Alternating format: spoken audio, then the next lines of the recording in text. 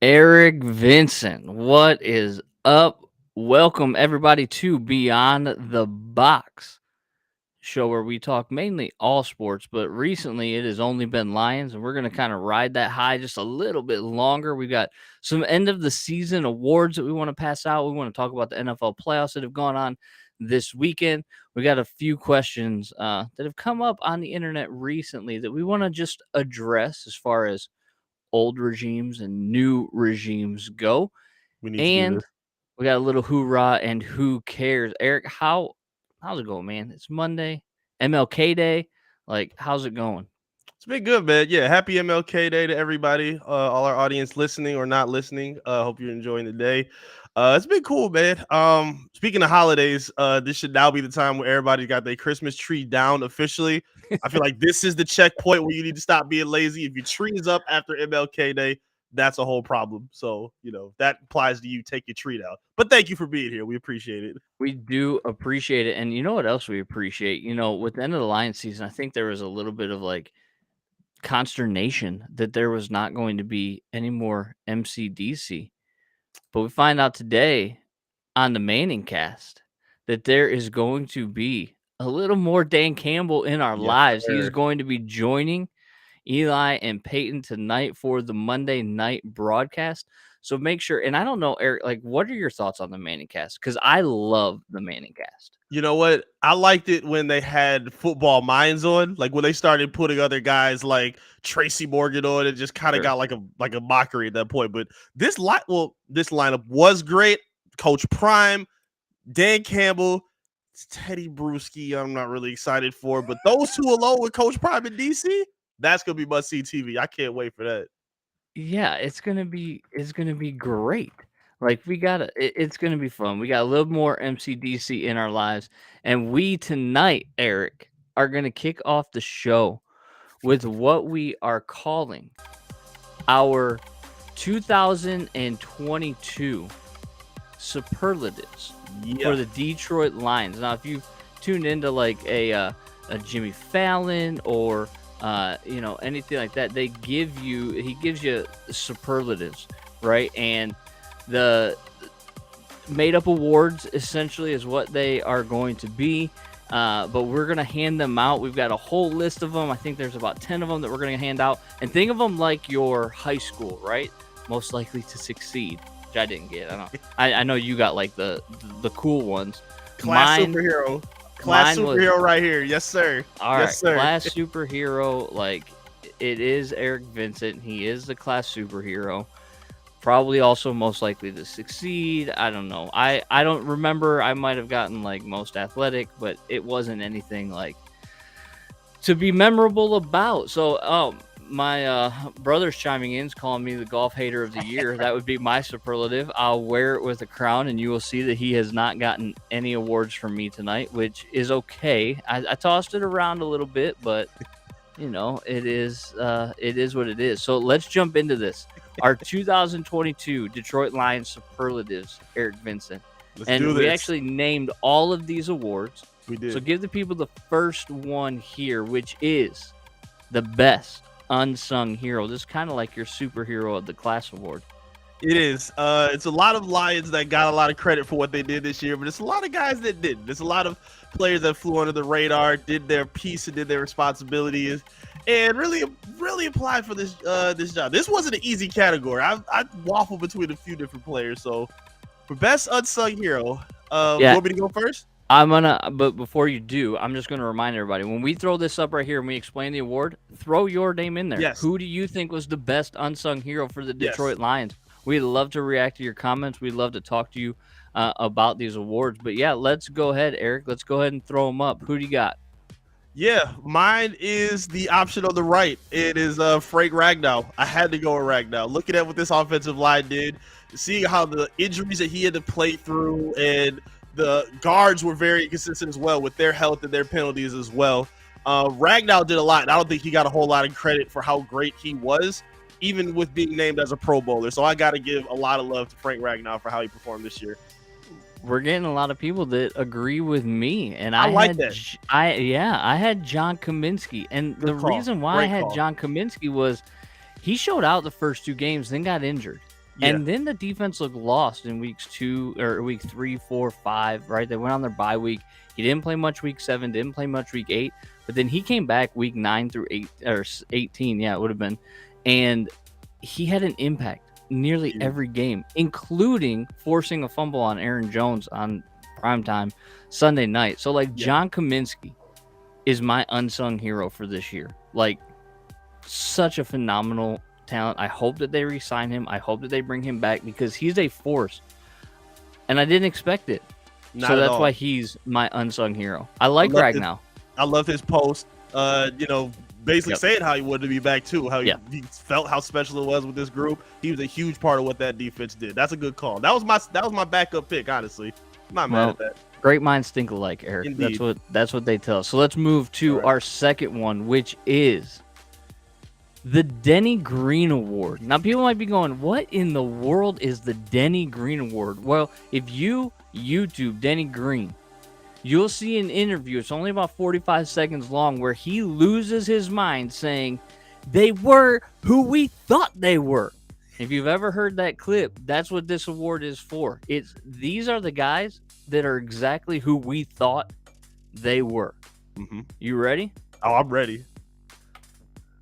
I think that's pretty self-explanatory. Yes. Go ahead with yours. Yes, indeed. Again, this is the early call of mine. I was super happy about the Lions being able to scoop him. I heard a lot of buzz about this player from Jackson State, from some of the friends I had, and seeing the way he played, coming out from Thanksgiving, half the season, not even the whole season, just half the season, and dominated and played as awesome as he did. James Houston, I think, is an easy call for the Denny Green Award. You are who we thought you were. We got some others up here. Matt says Deshaun Elliott was who we thought he was. That's a good call there. Another one here, Jamal Williams. We're going to get to him in a little bit, Kevin, but that's also a good call. Mine's Hutch. I mean, number 2 overall pick, 9.5 sacks. Phenomenal impact, phenomenal rookie year. Should be the defensive rookie of the year, but there's a lot of love for Sauce Gardner. So yeah, we'll see what happens there. But I mean, they were who we thought they were. James Houston and Aiden Hutchinson. It's really, I think Ricky brought it up last week. He said, what if Houston had played earlier in the season? And I think that begs a very good question, right? I mean, Hutchinson is who Hutchinson we thought he was, and James Houston looks like the steal of a pick. Yes. I mean, he was more productive in a shorter amount of time than Trayvon Walker. Indeed. And that's impressive. So these are our Denny Green Award winners. Let's go ahead and move on to the next one. You can go ahead and explain this one, buddy. The title speaks for itself. I mean, like, you walk up to this person and you start some mess, you're going to F her out and find out who they really are. I feel like everybody should go with mine on this one. Okay. But I'm excited to see what they pick. Who would be the F her out and find out award winner? Okay, before we show ours, let's go ahead and throw the comments. So we got Rodrigo. That's a good one. Okay. Rodrigo's a good one there. Cowboy hat. It's the cowboy hat for sure. It's the cowboy hat. Oh, Kevin Fields. Right on, my man. There it is. There it is. That's who it is. That's my pick. If you walk into the back alley and you see Penei Sewell with that fro out, knowing how athletic he is, we seen it with his speed, knowing you can't outrun this man, one of the strongest tackles in the NFL. Penei Sewell is an all-around monster. We've seen it in a plethora of different ways. Not scared to stand up for his teammates if you're talking trash on the other side. Penei Sewell is him. He's a goon. He's a goblin. I'm one of the biggest fans of Penei Sewell. So this is easily the F Rod and Find Out winner for me. But also has a sensitive side. Made Brad Holmes, Brad Campbell. Now that's what we're going to be calling him. But Brad Holmes tear up, telling him, "Thanks for bringing me to Detroit." Like, I love the fact that this guy's on our team. I think that he's doing a great job. But my F Around and Find Out award goes to Deshaun Elliott. Ooh. And it's because the dude can be a bruiser for sure on the field. And this is solely based upon one tone-setting play from this season, and that's in Jacksonville. When he, on the first drive of the game, knocked the dude off his shoes, forced a fumble, and set the tone for the game. And I was like, dude's a man. And I'm going to give him this award this year. His presence was missed, too, in that secondary. When he went down for a couple games, it was definitely felt. He was a thumper. covered ground very well in the secondary. Yeah. I like Deshaun Elliott a lot. That's a good call. That's a good Thank one. you. Thank you. I appreciate it. I'm glad I got the approval of Eric. Let's move on to our next award, the most fun to drink the Honolulu Blue Kool-Aid with. Who would we enjoy having a glass of Kool-Aid with? And I think there's a couple of ways that you can go, but you and I actually agreed on this one. We do. Which was interesting. We Yes. both would love to have a little sip of the Kool-Aid with Mr. Amon-Ra St. Brown. The unheralded, really good wide receiver that we got in the 5th round. Top 10 player at this point. Top 10 receiver, I think. So Matt says Sheila Ford Hamp. Kevin says Dan Campbell, which that's a good one too. I almost put Dan Campbell on this one because I was like, if you're drinking blue Kool-Aid with Dan Campbell, it ain't just blue Kool-Aid, and a good time is about to be had. But then I got to thinking, I think there's a better award for Dan Campbell that we're going to get to here in a minute. But Amon-Ra St. Brown, I think, is one of those guys. He's taken on that Golden Tate kind of role. Yes.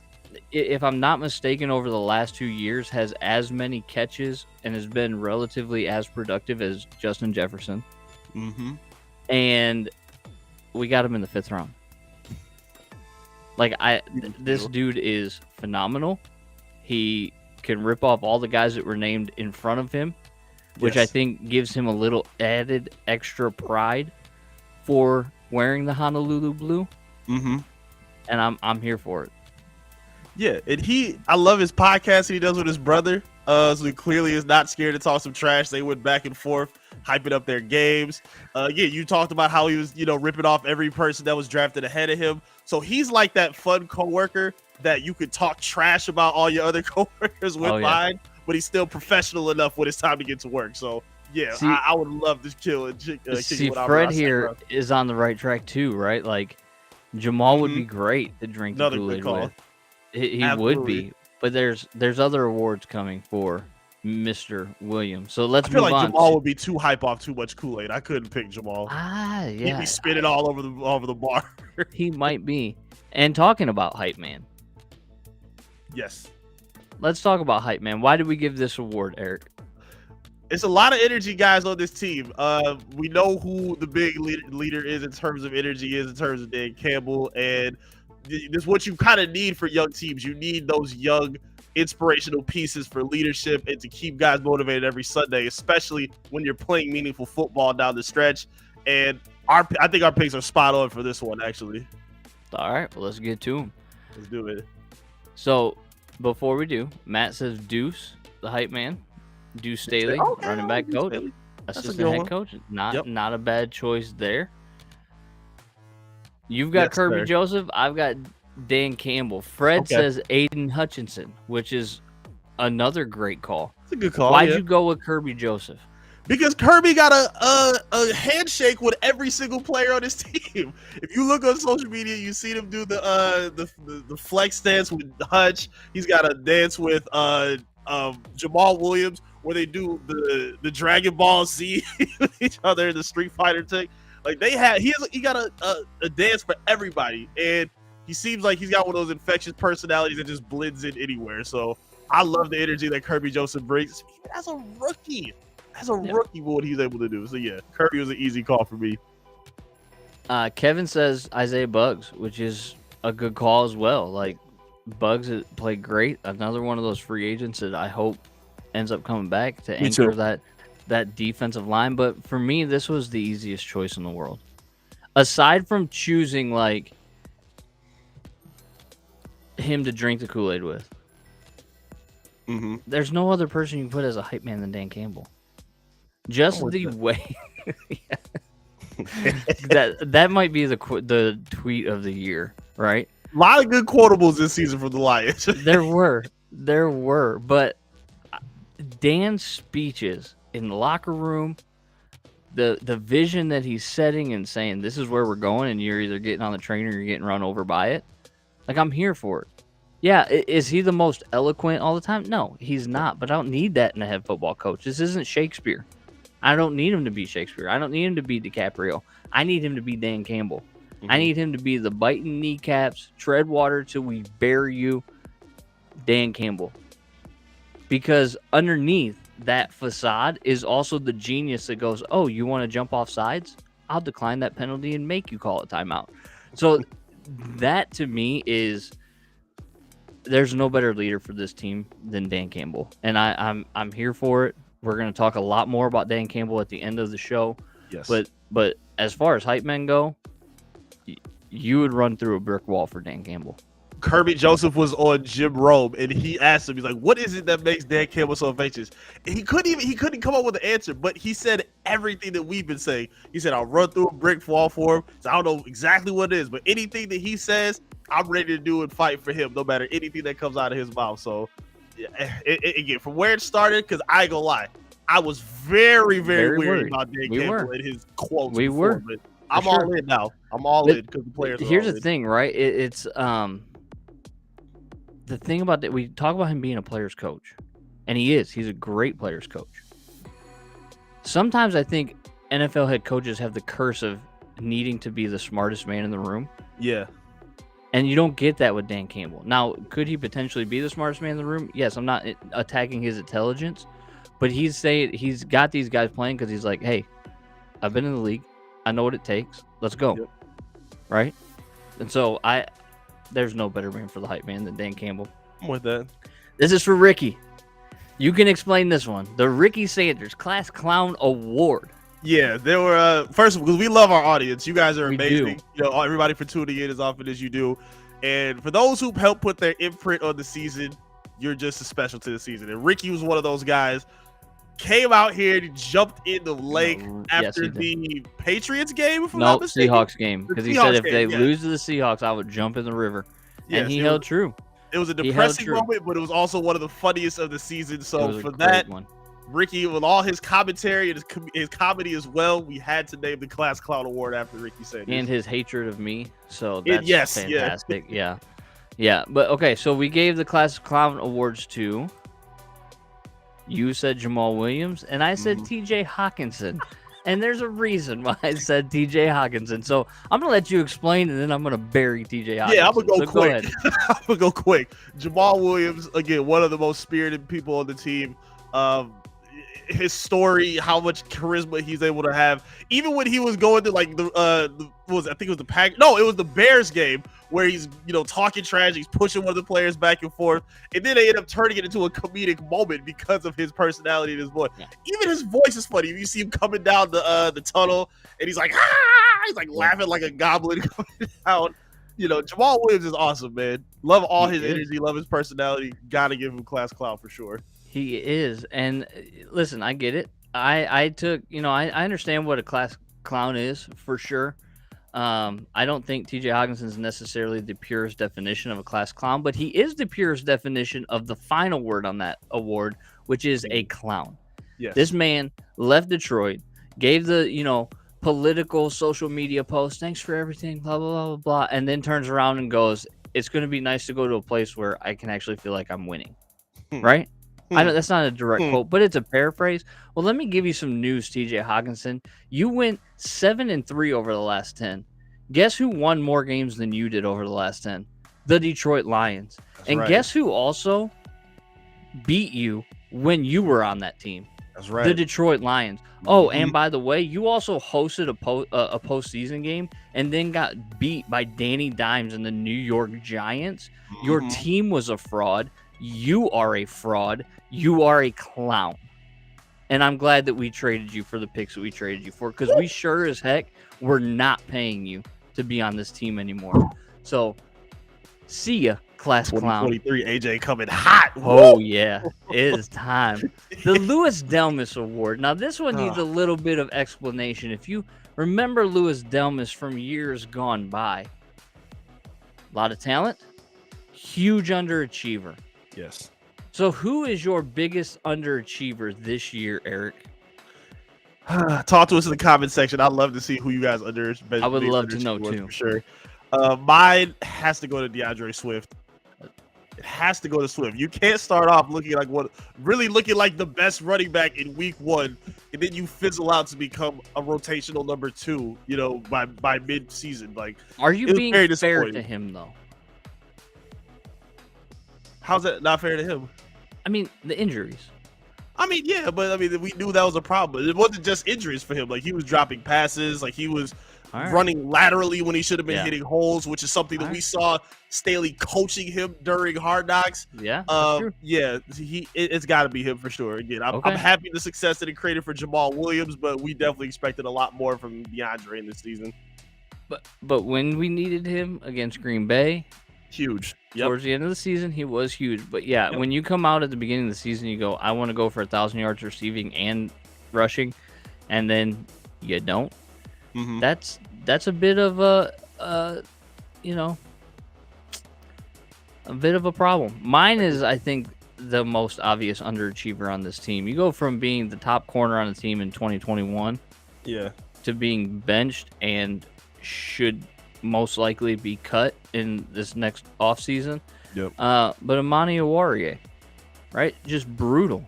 6 penalties against the Minnesota Vikings the first time around. Oh, and then, by the way, against Green Bay, when Okudah goes down and you get put in the game, what do the Packers do? Throw a bomb to Christian Watson on your first play. That you also interfered with him, if I'm not mistaken. Like, the dude just... Like, I get it. He had 1 good year. Okay, great. I don't think that bought him enough of leeway for him to be back in 2023. So my Louis Delmas award is going to Amani Oruwariye, and I don't really know who else I could have given it to. No, those. I think those are good picks. I think they are too. Levi's a good but Levi was also an injury issue too. Yeah. So like, but Oruwariye was not. He couldn't cover anybody if he couldn't keep his hands off them. He had like 5 picks last year, one of the coolest plays of the year against the Cardinals last season. Now just completely exactly what Kevin said. The Louis Delmas Award goes to DeAndre Swift and Amani Oruwariye. Indeed. Let's go to the People's Champ. I'm going to give you this explanation. Go ahead. Yeah, so this isn't this is really like the fan favorite, and they may not have started out as that, but by the end of the season, this is who the fans really seems like they took it in their soul and took it in their heart as fans and supporting and giving them their stamp of approval. And I think this is this could have gone a lot of different ways, but I'm pretty confident in my pick in this one. Ain't it just like the class clown to show up late? Unbelievable! Where you been? We already done passed your award. We Ricky, name an award after you, Ricky, and you miss it. But unbelievable. It is what it is. So Kevin actually agrees with you. Okay. And my People's Champ is Jamal Williams. Why did you say Jared Goff is the People's Champ this year? Because I didn't know how much love Jared Goff really had from Lions fans. I didn't realize. Like, listen, we put out a lot of conversation about who they could replace him with, other people they could trade for him. I put out the piece about getting Lamar Jackson. I ain't seen this much support for Jared Goff until I put that article out and see the kind of love that this man was getting. Does he deserve it? Yes. He had a very good season to play like a top 10 quarterback. I have no hate on Jared Goff, and I'm proud, and I'm expecting him to come back next season as a starter.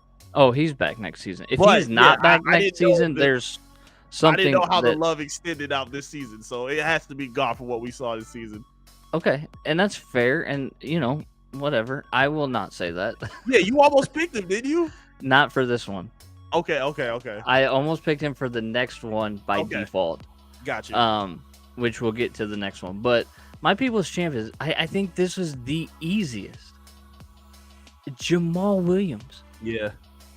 Like, you cannot watch an interview with Jamal Williams. You cannot watch him playing catch with people before a game or doing his little dance after a touchdown. The thrust. Listening to his intro on Sunday Night Football, being the village den leader of the something. I don't know anime, but Ricky Jamal's gotta be the People's Champ. Okay. Because, like, listen, I loved him last year. He's like my favorite Lion, and he may not even be coming back next year. Right. But I love this dude. Like, to go from I lost my grandfather, this win was for him, I dedicated to him, but don't let the tears fool you. There's dog in this place, right? Like, I love that guy. He's the people's champ. He has won me over. I think Ricky's right that J-Mo is going to be the people's champ next year, and rightfully so is probably the people's champ this year with how much people love him as well. You know, we talked about him last week a little bit, and I think that, you know, he definitely has a chance to make a huge impact. I just want to see the personality a little bit. Yeah. Did you have something? Or are we going? No. I was gonna bring up the J-Mo thing, but it's okay. Let's not bring it up. This is all positivity, man. This is all positivity. Yeah. Like, I appreciate, like, your pick of Jared Goff is spot on, right? Like, he is the people's champ around here. Like, people legitimately love him more than Matthew Stafford, which, like, you could really make that argument. I ain't mad at that. They do. Thing. Like, you cannot read anything negative about Jared Goff, and everybody was ready to push Matthew Stafford out of the town. Which, okay, whatever. On a talent basis, I don't think they're even in the same tier. Mm-hmm. But like, this is uncharted territory, I think, for Lions fans actually appreciating the quarterback that is the quarterback of their team. So, okay, like, he's the people's champ. Let's move. Yeah. I feel like I need, like, the Lion King theme song playing right now, but I can't. Right? Yeah, like copyright purposes. Simba, right? Lion King. This is the MVP of the Detroit Lions. Our last award for 2022. Who is the Lions MVP this season? I want to see some of the comments. I want to see some comments too. I'm very interested to see. A lot of these could have gone a whole lot of different ways. This one's not easy either. And I have a little caveat that I will throw out there as well. Okay. I would have put Jared Goff here. Okay. And I almost did. Me because, too. Like, legitimately, he could be seen as the Lions MVP this season. But my guy, I think, was a little bit more integral. Okay. Mm-hmm. The O-line, great choice for the MVP. 100%. Fred says Goff, which I also think, like I just said, for sure. Yes, I've hated on the guy. I've been very critical of the guy. I will probably continue to be critical of the guy because I don't think that they get to that next level with him. Mm-hmm. However, I have somebody else for MVP, and I know you do too. You ready? Matt had a really good one too. Brad Holmes. That's a good. Oh choice. Yeah, that's a great choice. Yeah, mine is Yeah, let's go to it. Mine is it's got to be Ben Johnson, man. It's got to be. I tried to pick Goff, but his road games made me mad. I almost picked Jamal Williams, but then the Dallas game came up to mind, and there was some other moments where he was kind of quiet. It's got to be Ben Johnson, the way he was able to keep the glue of this offense together. I feel like the offense had to be the piece that carried, but they had to be the leaning point for the Lions in order to get to the 9-8 record that they got to. And he was a big point of a lot of that. Like, there was a lot of questions of who's the mastermind behind it. Clearly, it was Ben Johnson on the clipboard and a lot of the play calling. We're going to talk about him in a little bit in our next segment as well. But yeah, for me, the MVP got to go to Ben Johnson. I feel like you have an ulterior motive. Maybe some agenda behind it. Maybe. You're like, I'm giving you this award. Please don't leave us after 1 year. Yeah, please, man. Let this sweeten the deal. I don't have any money to give you, and I can't guarantee a contract. But I can give you a superlative, dang it. Please don't leave us. All we got, bro. For the love of God, please do not leave us. I know the angle you're working, and it's cool. I'm here for it. But I had to double up on Jamal. I gave him, the People's Choice Award, or the whatever the last one was. I forget it off the top of my head. But when you talk about a 1,000-yard rusher that the Lions have not had since 2013, and you talk about a guy that broke the single-season touchdown record of the great one, the greatest running back who has ever lived, Barry Sanders. Facts. I don't think you can MVP anybody else. Now, I will, again, caveat and say, Jared Goff for sure has an argument. There's no doubt about that. I would not be mad. He was my second choice. But when I weighed the two out, I go, I got to give it to Jamal. Jamal has got to be the MVP of this team because, number one, he was the number 2 running back going into camp. Mm-hmm. And then DeAndre Swift, your dynamic running back, goes down. And who carried the load? Jamal Williams. Yep. Did he have a few bad games? Yeah, but the entire team had a few bad games. True. Goff wasn't great against New England. Goff wasn't great against the Jets, right? Mm-hmm. The offensive line struggled against Carolina for the most part. But Jamal Williams was pretty consistent. And for him to be able to get into the end zone 17 times and rack up 1,000 yards rushing, that's significant. And I don't think that should be overlooked. So Jamal Williams, you are a free agent, but I hope that you are back at least for another year or two possibly, because you are this team's MVP. You are their leader emotionally. You are their leader statistically, running the ball. I don't think there's anybody else that you can give it to. I really don't. But yours is a good call too. Like, Ben Johnson is phenomenal. And that's going to do it. Those are the superlatives for 2022, the Detroit Lions. If you think that we got any wrong, go ahead and throw those in the comments. But we do appreciate those that have participated with us today. And I do want to remind you that wherever you are at on social media, make sure that you are liking and following us on YouTube, on Facebook, on Twitter, on TikTok, on Instagram. We're all over the shorts. We're all over the reels. Make sure you're subscribing to get our content. Pound that bell for notifications so that you can get notified when the latest content does drop. Beyond the Box is live on all of those platforms every Monday night at 7 o'clock, and we would love to see you there. Now, there were a few teams, Eric, that played this weekend, and I know you got some questions about this weekend that we want to answer. We want to get the answers from the people as well, but let's talk about playoff football. Let's do that. It's a lot to dive into. Yes, we're going to get into some quick segments here. We're going to start off with the playoffs. A lot of good football play, a lot of good games, and a lot of surprises as well that went into this NFL playoff weekend. What was the biggest one to you? Biggest surprise? Yeah, I think it's obvious, but I got a different answer for it, so I'll let you. The biggest surprise to me was not that the Vikings lost, but that they got beat by Daniel Jones. Does that make sense? Yeah. Like, Daniel Jones throwing for over 300 yards, rushing for over 70, had a number of touchdowns, was able to just sling the ball at will wherever he wanted to. That was a huge, huge takeaway. And now, obviously, we still have a game tonight, right? So there could be a huge takeaway that comes from tonight. But Daniel Jones was a huge surprise this weekend. What about you? Something about the Bills does not seem right with me. Okay. Something doesn't seem right with this team. I know they put Thompson through, a tough throwing out of 18 to 45, but something still does not seem right with this team. Allowing them to score 31. Josh Allen still seems really turnover prone for some reason, and I don't understand where that's coming from because I thought he figured it out like early in the season, but he has not been the same quarterback. And I'm having a really hard time trusting them right now moving forward. I didn't pick them to get past this next round, so they look really shaky from what we expected to start off this season, allowing 31 points to the Dolphins. So yeah, I'm gonna go with that. Skylar Thompson and the Dolphins. Come on, bro. Like, how are we doing that? 31 points to them.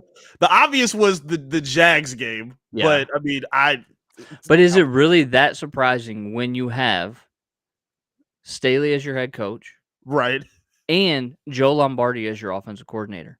We have seen Joe Lombardi coaching offense with Matthew Stafford, Reggie Bush, Golden Tate, and Calvin Johnson to be the 19th best offense in the NFL. Mm-hmm. This guy's not a good coordinator. No. He should not have a job anymore. No. And Staley really should be out too. You should not give up a 27-point lead. You cannot in any circumstances. You just cannot. This is terrible. Like, if I'm a Chargers fan, like, listen, we're Detroit Lions fans. We understand misery.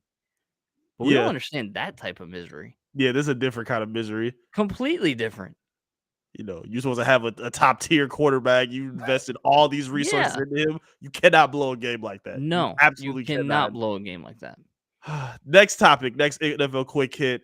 Been a lot of speculation on social media. We watched the Rams Seahawks game and we saw I don't want to say a dominant performance, but a pretty standout performance by one of the Rams in the game. And he may be seeing his last bit of action with the Rams moving forward. Would you welcome Jalen Ramsey as a Detroit Lion next season? I would welcome it for the right price. Okay. Like I would welcome it for the right price, but you know, we need help for sure. I mean, we need help in the secondary like nobody's business. Mm-hmm. But at the same time, I don't know. I think the price is going to be way too high. I if the price is right and it doesn't cost too much draft capital that we've taken from the Rams, by the way, Mm-hmm. I don't I don't. Yeah, I mean, yeah. Would I welcome him? 1,000%. But the price has to be right, and I think that Brad Holmes is cost conscious enough to know, like, yeah, I could go out and get Lamar, I could go out and get Jalen Ramsey, but is that going to set the team up? Does one corner put this team over the top next year? Maybe not. And it would have to Multiple work under that window too, because he's draft going to picks, opt out in. right? Do multiple and like defensive draft picks help put you over the top next year? Yeah, probably. Yeah. So I think he's going to be too expensive, but yeah, I would welcome it. Yeah, I wouldn't I hate do it. question this though. Would he provide veteran leadership to the team? I don't think he would. Yes, he's a veteran presence, but being a veteran presence and being a veteran leader are two different things. Would you agree? Yeah, but I think where he is right now could provide that. He's 28 years old. If he were to be a Detroit Lion, he'd easily become the most seasoned player on that defense. For sure. Most accomplished without question. And to me, I'm willing to overspend that, especially that position, because we've seen like guys like Sauce Gardner who just dominate from the rookie year. That don't happen very often. For me, I want to see like a young D line complemented with a young secondary with some veterans sprinkled in. If Jalen Ramsey would be one of those guys, I wouldn't be mad at it if it comes at the right price. I am with you on that, but I think he could give that presence that they need. I think he would be that veteran leader. I think he'd be able to settle in as that guy. Kevin thinks he could mess up the vibe in the locker room. I don't know. I don't know about that. That's an assumption, Yeah. right?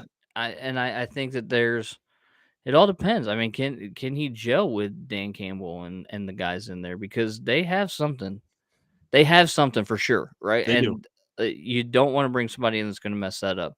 Dr. Detroit, welcome back from last week. He says get Daron Payne and draft 2 cornerbacks, which I'm also okay with. I'm not mad at that. Not mad at that at all. And the Lions should, depending on how many people they cut, they should have hopefully $25 to $30 million in cap space to spend. Mm-hmm. They'd have more if they cut Goff, but I'm not even suggesting that at this point. No. Because he's the quarterback next year. So I don't know. Jalen Ramsey sounds nice, but so does Lamar Jackson. If the price isn't right, they don't sound right at all. Just in theory, maybe with his age, it'll sweeten the deal a little bit more. Maybe.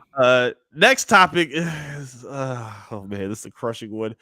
The Carolina Panthers, who I don't even think have had their interview yet with Ben Johnson, are apparently saying that he is leading the candidacy to fill their head coaching vacancy. What was your reaction to that, and what do you think that means? That's a weird situation for Carolina, right? Because you have an interim coach, Steve Wilkes, I think it was, that got your guys to play well at the end of the season. Mm-hmm. And you're not even giving him a look? That doesn't make any sense to me. That is weird. Very. He knows the guys. The guys know him. They seem to like him. I don't know. I don't want to lose Ben to Carolina. No. Listen, Ben deserves to be a head coach. I have no problem losing Ben Johnson. Mm-hmm. after 2023. Go coach wherever you want to coach. After, give us one more year. Yeah. I don't even know how to react to that. Yeah, he should be the front runner. I have no reason to believe that he wouldn't be the front runner at any of the interviews that he goes to. Yeah. The question is, are they going to take a chance on a young first-year head coach? They did it in Minnesota. They've done it in different places as well. I don't know, man. It is not. I don't think it's a guarantee. While they favor him, he has to accept the terms. And if you're looking at the teams that need a quarterback, the Texans, the Colts, the Seahawks, the Raiders, the Falcons, the Panthers, Jets at 13, like, yes, you want your own head coaching gig, but the Lions have a lot of promise too, and you have a lot of control in that. I don't think it's so easy of a pick for him to just leave. Now, listen. granted, the Panthers are gonna I think that's wishful thinking, Eric. You're Why? talking about a job that there's 32 of in the entire world. Okay. It does not get more elite than that. Okay. And But you are a prime candidate to take it. But you have to be elite at it. You can't just take it and like be whatever. Sure, but how's he going to know unless he does it? I mean, look, again, I'm not mad. Like, take the interviews, get the experience, but is it a surefire thing that he would take it? Like, if you were like, think about it. Like, obviously, we're not coaches, but sure, we're looking at the Lions. We're looking at the upswing of these teams. Carolina don't have a quarterback yet. They don't have Sam really Darnold, any man. offensive structure. Like they got Sam Darnold. Oh, okay, cool. They have Cousins, Baker Mayfield. Gotcha. They got nothing at quarterback. So, like, considering that, it's not set up for him to be in like a easy way moving to the future. So I don't think it's a promise or a guarantee that he leaves right away for any of these teams yet. I don't think. But they're also picking what? Ninth, yeah. Which is, I mean, they're gonna have to trade up to get one of those three guys if they do. Which they could do. Yeah. Very easily. I mean, the rumor is the Bears are already shopping. Which they should be. And you got Brian Burns that you could add as a trade chip to help secure one of those top spots. Good edge rusher, yep. Right? So, and you're also talking about going to a division that is the worst division in football. It's terrible. Like, if you're Ben Johnson and we've seen what he can do, why would you not do it? Because the Lions is that much better. But are they? Because Carolina really buried them. Yes, it's a better opportunity. Yes. Give them a raise. Put whatever stack you need to. Yes. It's a better deal staying here in Detroit than it is going to these teams. I don't care. Yes. Yes. So I agree with Calvin here that Ben getting a Super Bowl with the Lions would increase his value 100-fold. But boom. I actually don't know how much I agree with that, because how much can he improve his draft stock next year? You know what I'm saying? Like, he's on the map. Can you get more on the map than Ben Johnson right now? Maybe. I don't know. Yes, you said it before. Like, seasons don't translate momentum right away. It doesn't. No. So his stock is probably going to be as high as it is. But looking at the teams, to me, that's what I'm looking at. His value, yes, it's not going to be as high as it is right now. But these teams are not set up for glory. And if I'm him, if I want to have a long, sustainable coaching career, I'm not jumping out the window for y'all to save you. I'm in a good, cushy position right here. Would you be willing to move on from Dan Campbell to keep it? My answer to this is no. I would not. I would not, because who hired Ben Johnson? Yeah. I don't think I would either. It's a seasonal question. I get it, but yeah, I don't think I would either. Final question of the quick hits. Yeah, let's go. I talked about this on the news desk. This is a very pressing quote that just made me very mad. Hold on, I gotta address Calvin. There are 32 NFL head coaches. How many people in NFL history could say took the Lions to the promised land? Fewer and farther between. I agree with that. He's got a point on there too. But you're making a huge assumption for 2023 for the Detroit Lions. We have gone from missing the playoffs due to a tiebreaker in 2022 to us believing that we're a Super Bowl team in 2023. Can we just take the Kool-Aid, softly and gently set it down, and back away for a second. Calvin, I don't let him love talk to this you like team. this. This team is headed in the right direction. Be But hyped, to talk Calvin. about taking them to a Super Bowl in Be hyped, Calvin. 2023, Be hyped. like, The NFC is garbage. We got the most promise of anybody in the conference. We can talk all unlimited trash in the offseason. Go ahead, sure, we Calvin. can. And Calvin says 2024, I say Super Bowl can happen. I agree with that. Yeah, that's their Ben window. Johnson's not around that long. No, not at all. He'll be gone in 2 years, but if that. He's at that gone point. after next year if he stays For this sure. year. Yep. So I like if he's got an opportunity, he's gonna take it. You're gonna take it. I don't blame him, but I don't blame him either. It's not more promising than what's over Detroit. It's not. It's just not. Go to the Jets if you want to. Go to the Falcons if you want to. For Cordero Patterson, okay, whatever. Anyway, Cordero Patterson beat you a couple times in fantasy football this year, so. Oh, see, now I'm definitely moving on. All right, the NFL Competition Committee, according to an Adam Schefter report, called the Rams-Seahawks game the worst officiated game of the season.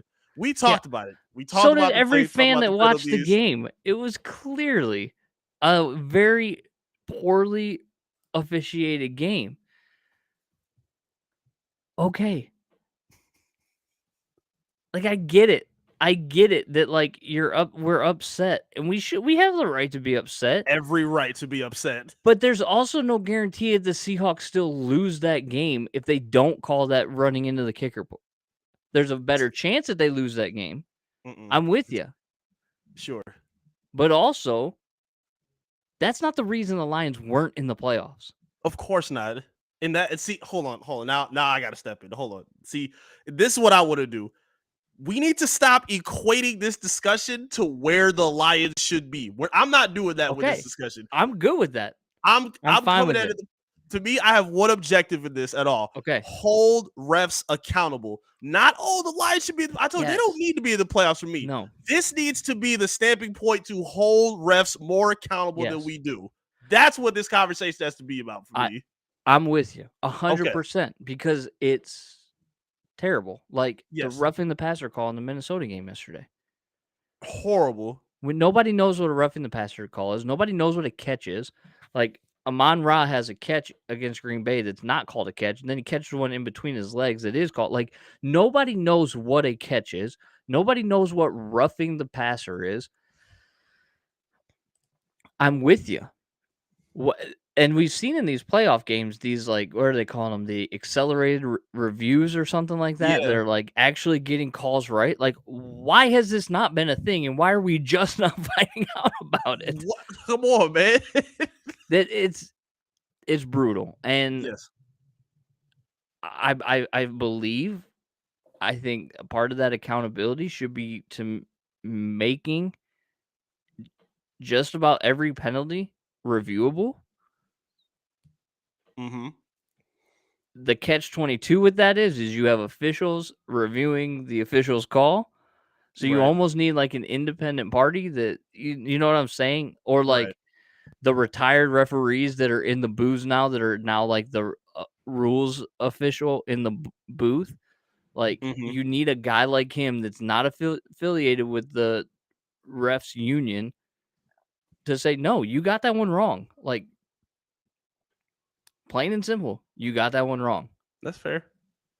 But I'm with you. Like, there needs to be accountability. People are saying like, "Hey, talk to him have him talk to the media after the game and stuff like that." Yeah. Okay, fine them. That too. Both like, of them. Something. Yes. But yeah. Like you can't have, especially in a game that means something. You can't have calls that determine. Stage. I mean, and I missed it Saturday night because I was like not interested in the Chargers-Jags game. But like, did you see the white hat run after Joey Bosa and I did throw a flag on him? Yeah, I have no idea what that was for, but that was neither. egregious. Yeah, that was crazy. Bosa didn't show him up. He may have said something the ref didn't like, but that doesn't give him the right to chase Bosa down and then throw a penalty flag. And Bosa talked about it in the locker room too. There should be repercussions for that. Totally agree. Yep. So and it seems like those happen at the most pivotal times. Yes. It just has to stop. That And has to stop. listen, I get it. Officiating is one of the most thankless jobs because nobody really knows when you do your job right, but everybody knows when you do your job wrong. Hmm. Okay? I get that. But one of the number one rules of officiating is don't make it about you. In Exactly. baseball, we call it the ump show, right? It's the ump show. Hmm. In football, it can be the same thing. Oh, I don't like the way you looked at me. Boop, right? Right. That can't happen. No. Cannot happen at all. So I'm with you. Thank you. Accountability. I'm all for accountability. That's it. That's it. That's what it is. That quick hits? That's it. That's the quick hits, man. That's it. All right. Talk to the people about GearUpDetroit.shop. Indeed. It's been a fun year as a Detroit Lions supporter. I hope you got all the swag that you needed. If you need to stock up for next season, no better place to do it than GearUpDetroit.shop. If you go on the website right now and get your shop on, you can get 25% off your purchase by using the coupon code BTB25 off. A lot of great new, brand new Lions t-shirts. A lot of cool swag in all different colors and swag and designs and details that would love to see on you, Lions fan, the Lions faithful. You can get it here under your Detroit shop. Yeah, make sure you head over there. We got one more thing before we get to Who-Rah and Who Cares. Oh man. And it's something that's popped up on social media, and we feel like we have to weigh in. Yes. But a few years ago, there was a head coach in Detroit who was fired after a 9-7 season. Mm-hmm. And now we have a head coach who's being celebrated for a 9-8 season. Mm-hmm. We want to give this credit to, it looks like Alame is who this photo was created by. But the question is this fair? Like, what's in a regime? Is Dan Campbell's 9-8 really better than Jim Caldwell's 9-7? And is the narrative accurate? I don't really know how to frame this question other than what's the difference? It's a lot of difference. Okay. It's a lot. Now, I have a personal stake when it comes to Jim Caldwell, and I'll talk about it in a minute. But, like, what are your thoughts on this? This needs to stop. Lions fans need to stop. Like, this was going on early in the season. There's a lot of misplaced anger in this. I understand those who are supportive of Jim Caldwell. Me and Ricky have talked about this a lot. I believe while I wanted him gone, if he would have got like another year, like a short-term extension after what he did with his records, I'd have been fine with that. I mean, he did pretty well. 11-5 first year, 7-9 second year, 9-7 in, back-to-back in your final two seasons. And then the Quintricia era comes in and they say 9-7 is not enough. That is where the anger rises. It is. It's 100%. not with Dan Campbell. No. It's not with this regime. It's with what Quintricia left this team to be. It's not with what we're seeing with these coaches, man. So again, if you maybe could have made this comparison earlier in the season, because what did we see from Dan Campbell? The inability to make halftime adjustments, the inability to be good with clock management, the ability to be a methodical coach. We weren't seeing that to start off. Second half of the season, that wasn't even a discussion. Dan Campbell cleaned up all his mistakes, and that was a problem with Jim Caldwell. He was bad with time management. He was really bad with his timeout usage, didn't make any kind of adjustments on either side of the ball. And one of my biggest problems that I always talk about, we see their personalities. Caldwell's a very reserved guy. Campbell's that rah-rah leader. And to me, I feel like that resonates more with the fan base, especially with what they've been through. When you go through things like the Seattle screw job on that Monday night game, the playoff game against the Cowboys, what did Jim Caldwell do? Oh, hey, well, I mean, we just got to play better. We can't put ourselves in it. No, you got jobbed. We just talked about holding the league accountable. That could have been a ability for him to do that and to stamp himself with the fan base. He never did that. His players liked him, but I feel like it's a different level of connection now what we're seeing from Dan Campbell in this regime, especially considering the leadership as well. Brad Holmes, I think, is more he's more sought out for this and more built for it than a Martin Mayhew was. I just think it's totally different. I think it's completely different, and these comparisons need to stop. I agree 100%. Now, I was a Jim Caldwell fan, but that stems from a personal encounter. When my first year of college football, I was playing football in a small school in Indiana, and Caldwell was the quarterback coach and offensive coordinator for the Colts. And Mm-hmm. we weren't that far from Indianapolis, and he came up and he did one of our team chapels. And so we got to he talked to us, and we got to ask some questions, and I got to talk to him about Peyton, who was my favorite player at the time, and he's just a super nice guy, great guy, right? And then he became the head coach of my team. I was like, oh, that, awesome. I remembered, talking to him, and it was great and fantastic and wonderful. And like, I think that he'll do a good job. And don't forget that he also was the head coach after Tony Dungy in Indianapolis, and Yep. it went okay, but then ended poorly. And so Yep. he comes to Detroit, right? And goes 11-5. Great. 7-9 is next year. And then back-to-back 9-7 teams. Yep. The criticism of Jim Caldwell is correct. Yes. There's no doubt about that. Now, did some of that have to do with the people who he hired as his coordinators? Yes. Joe For Lombardi sure. being one of them? Yeah. Okay. Matthew Stafford talked about how great Caldwell was as a head coach and as a player's coach, which I have no doubt about that. But you also had to be able to manage a game, which he did not do very well. So 9-7, 4 years into a stint, yeah, it probably isn't good enough. Should it have been good enough for the Detroit Lions at that point in time? Yeah, it probably should have been. Mm-hmm. Okay. But you hit the nail on the head. When your GM comes in and goes 9-7 is just not going to do it anymore, and then you hire somebody who doesn't even sniff 9 wins in his entire tenure here, right? Like, that's not great, man. Mm-mm. But Dan Campbell is a completely different situation. Yes. These are not equal at all. Mm-mm. 9-7, 4 years in, yeah, you probably should be a little bit better than that. Your GM wasn't great. Okay, I get all that. You had plenty of turnover with coordinators and all that. But at the same time, this is year 2 of a very serious rebuild. Yes.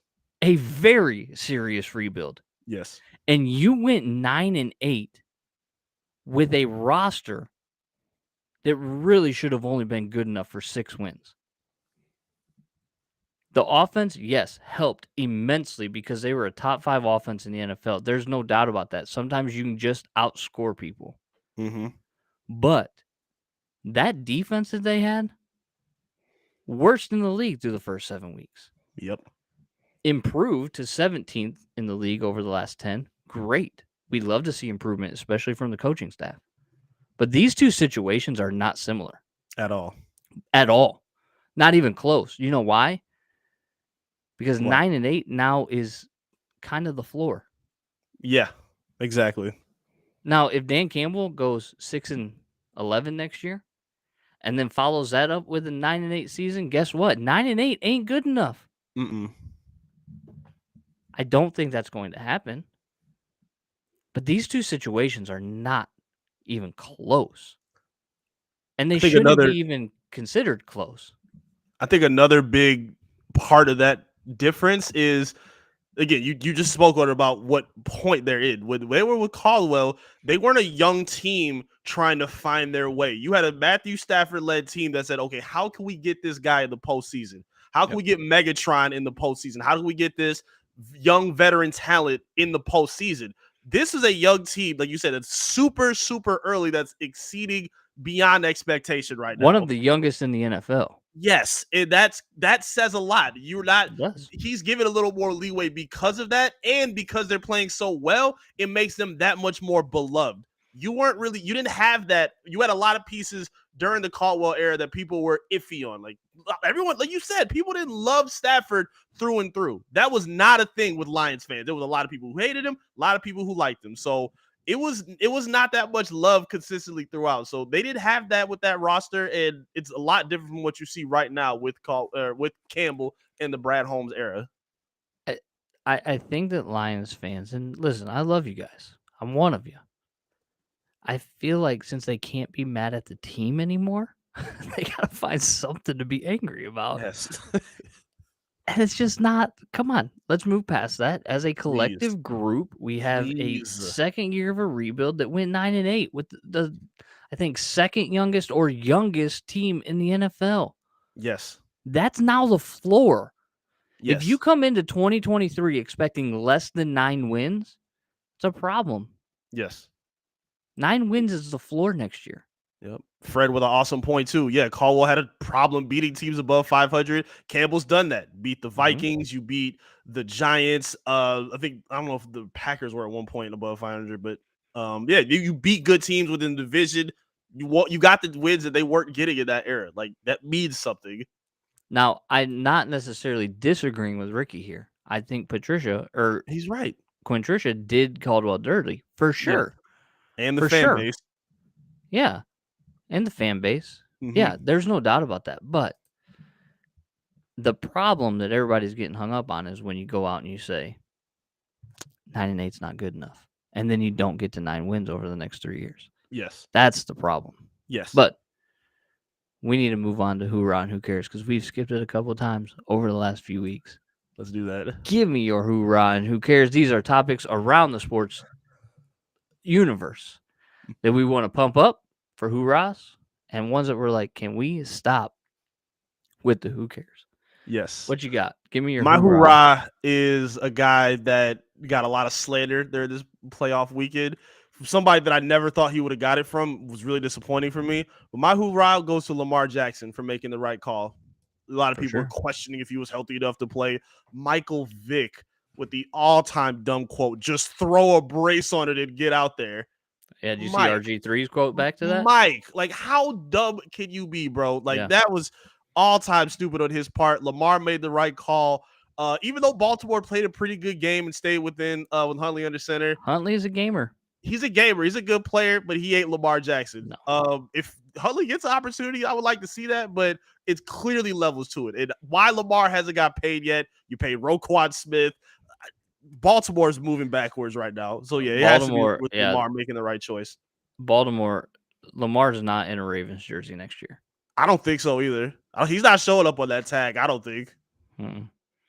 No, he's not. I mean, I think they sent a pretty clear message when they signed Roquan. Yeah. So, hey, bring him to Detroit. We'll let him and Goff battle it out. Agenda's back. Let's get it. My Who-Rah is going to go to the team that I'm wearing on my hat, the Detroit Tigers, who are only about 40-something days away from spring training, which I am 39 days away from spring training, which is incredible. But my Who-Rah is this. They announced today, the team did, that Jack Morris will not be on the broadcast for 2023, which is incredible. He's so awful as a color analyst. Terrible. He's awful. Because of how just downright terrible he is. He is. He's not good. He's not fun to listen to because he's all about, I used to pitch with a sore arm all the time. Well, yeah, but that doesn't make you a gamer. It makes you an idiot. Exactly. Right? So my Who-Rah is going to go to the Tigers broadcast not featuring Jack Morris. And I know that's kind of backwards, but I'm really pumped about that. And my man Simo, Craig Monroe. Craig Monroe is going to take on a heavier workload as the analyst on TV. I love Simo when he's in the booth. Yes. I'm excited that he's going to be there. I'm excited he's getting that opportunity. So Who-Rah. The collections are immaculate. Oh yeah, they're phenomenal. So yeah, let's go there. All right, man. What do you got for Who Cares so we can round out this show? My Who Cares is the burial of another fraudulent team that is finally done that we ain't got to talk about no more.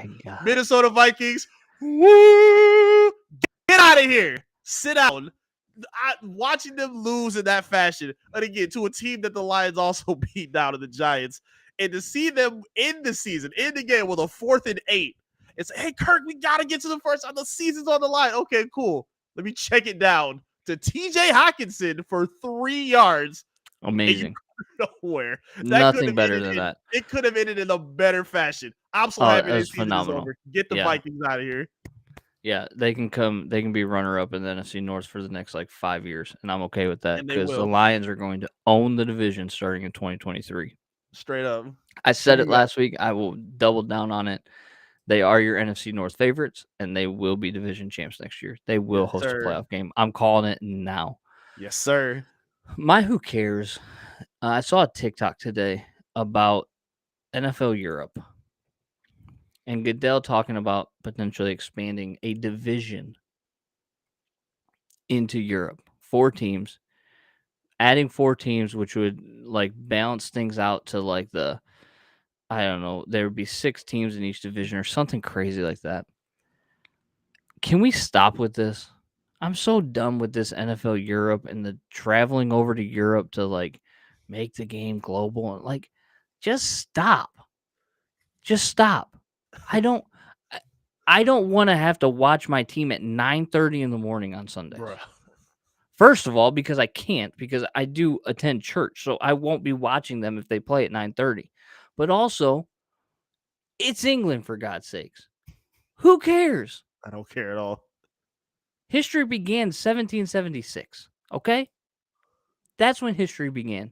Everything before that is just preface. Can we stop with the doggone NFL Europe expansion?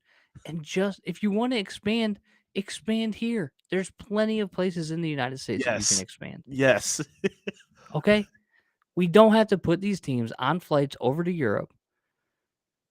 I'm just done with it. Give North Dakota a team before you take them to London, bro. I'm not trying to see that. Crying out loud. Like, goodness gracious. I'm just done with it. I'm done. Dan Campbell's about to be on the main cast here in like 10 minutes. Yes. Well, maybe not 10 minutes. He's a second guest on, so probably like second quarter. But you got the Bucks and you got the Cowboys tonight. I picked the Bucks because I will never pick the Cowboys. Fair. And I'm ready to see Tom Brady at least beat Dak and then lose to whomever in the second round. And I'm okay with that. But we've got the Super Wild Card weekend. Real quick, how do you feel about them playing this game Monday night? I don't like it at all. I don't like it at all. This is dumb. I don't like it at all. This first round should be over. Yes. You should have had everything crunched into this weekend like it has been. I don't like them doing this on Monday at all. This is just greed by the side of the league. There were only 2 games on Saturday. Right. So you easily could have just did a 3-3. Like, this makes no sense whatsoever. Just it's so dumb because one team's going to get a longer break. The other team's going to get a shorter break. Right. Like, so stupid. Just bizarre. Typical so dumb. It's so dumb. Thank you, Ricky, for noticing my scathing takes. It's been a good therapy session. Hey, look. Don't call out the Lions for not being a place to win and then not win more than the Lions. All those hollow catches and yards you had this year. You're a clown, bro. You're a clown. Show. Go ahead. Good luck in free agency. You had a great he had a great game yesterday. He played well. Mm-hmm. But that's what happens when Justin Jefferson gets taken away. Exactly. And 740. Good luck, TJ, wherever you go, because I know it won't be Detroit and we'll be better for it. So, Eric, we'll see you next Monday. Everybody that's been watching, thank you for tuning in. We will be back next Monday night, 7 o'clock sharp, ready to talk about next weekend's playoff matchups and what happened. We'll get a little more NFL quick hits. If the Pistons were worth talking about, we would talk about them, but they're not. No. So, Eric, have a great week, man. Everybody that's watching, thank you for tuning in. Make sure you subscribe on YouTube, Facebook, Twitter, TikTok, Instagram. Follow Detroit Sports Nation for all of your Detroit sports content because we cover everything. And we will see you all next